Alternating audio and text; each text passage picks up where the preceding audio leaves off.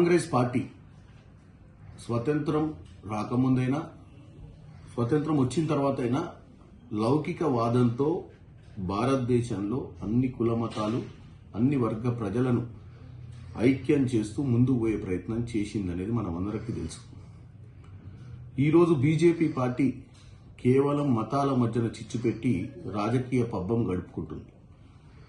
ముఖ్యంగా ఈరోజు తెలంగాణలో మొన్న జరిగినటువంటి పార్లమెంట్ ఎన్నికలలో బీఆర్ఎస్ పార్టీ బీజేపీ పార్టీ తోటి కుమ్మక్కై భారతదేశంలో ఎట్టి పరిస్థితుల్లో కాంగ్రెస్ అధికారంలోకి రావద్దని చెప్పి అవయ దానం చేసి మరీ గుండు సున్నా తెచ్చుకొని బీఆర్ఎస్ పార్టీ బీజేపీకి 8 సీట్లు గెలిపించింది. వీళ్ళిద్దరి మధ్యన అండర్స్టాండింగ్, వాళ్ళిద్దరి మధ్యన ఉన్నటువంటి ఒప్పందాల గురించి కవిత గారి మధ్య ఎన్నో వేదికల మీద మాట్లాడటం జరిగింది. వాళ్ళిద్దరి మధ్యన ఉన్న అంతర్గతమైనటువంటి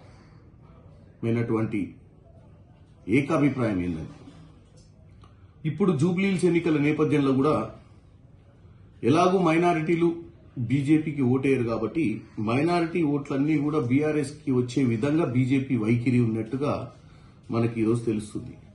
కాంగ్రెస్ పార్టీ ఒక మైనారిటీని, అది ఒక భారతదేశ క్రికెట్ జట్టుకు సారథ్యం వహించినటువంటి అజరుద్దీన్, ఈరోజు హైదరాబాద్ నగరానికి చెందిన అజరుద్దీన్ భారతదేశ జట్టులోకి వెళ్లి హైదరాబాద్ నగరం పేరును ఆ రోజు గడించింది.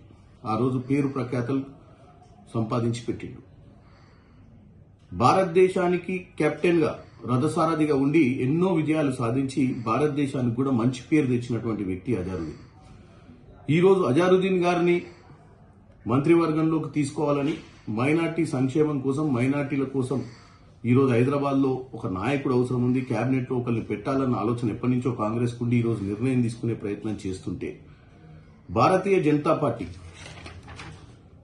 ఈరోజు ఎన్నికల కమిషన్ కి ఒక ఫిర్యాదు ఇచ్చింది. ఏమని? ఎట్టి పరిస్థితుల్లో కూడా ఈ యొక్క కేబినెట్ విస్తరణ జరగొద్దు, అజరుద్దీన్కి ఎట్టి పరిస్థితుల్లో కూడా ఇయ్యనియకుండా చేసే ప్రయత్నం చేస్తుంది.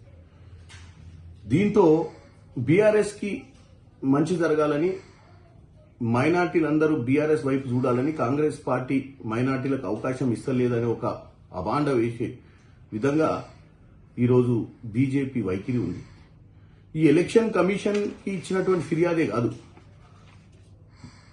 ఈవెన్ గవర్నర్ గారి మీద కూడా ఒత్తిడి తీసుకొచ్చి ఎట్టి పరిస్థితుల ఎన్నికల సమయంలో వీళ్ళు ప్రమాణ స్వీకారం చేయించొద్దని చెప్పి బీజేపీ మాట్లాడుతుంది. బీజేపీ ద్వంద్వ వైఖరి ఏంటంటే, గతంలో రాజస్థాన్లో గంగానగర్ జిల్లాలో శ్రీకరణ్పూర్ నియోజకవర్గంలో సురేంద్రపాల్ సింగ్ అనే వ్యక్తిని అభ్యర్థిగా ఖరారు చేస్తూ మంత్రి పదవి ఇచ్చారు. ఎన్నికల కంటే 20 రోజుల ముందు మంత్రి పదవి ఇచ్చారు రాజస్థాన్లో.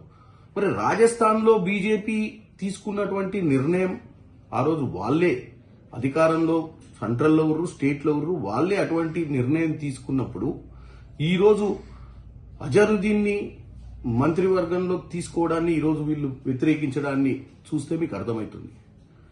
10 సంవత్సరాలు తెలంగాణను దోసుకునే సమయంలో కూడా నిమ్మకు నీరెత్తినట్టుగా ఉర్రు బీజేపీ నాయకులు. ఇక్కడ ఉన్నటువంటి బండి సంజయ్ గారైనా, కిషన్ రెడ్డి గారైనా ఒక్కరోజు కూడా వీళ్ళు ఎఫ్ఆర్ఎంబికి వ్యతిరేకంగా, అలాగే కార్పొరేషన్లు పెట్టి మరీ ఎక్కువ ఇంట్రెస్ట్ కు నిధులు తెచ్చి దోసుకున్నప్పుడు కూడా తెలంగాణను కాపాడని వీళ్ళు ఈరోజు బీఆర్ఎస్ బీజేపీ ఒక్కటై మళ్లీ జూబ్లీహిల్స్ ఎన్నికలలో బీఆర్ఎస్ కి, ఎందుకంటే వీళ్ళని ఎట్లాగూ పార్లమెంట్ ఎన్నికలలో సహకరించారు కదా వీళ్లకు, మళ్లీ బీఆర్ఎస్ పార్టీని గెలిపించాలన్న తాపత్రయం వీళ్ళలో కనపడుతుంది.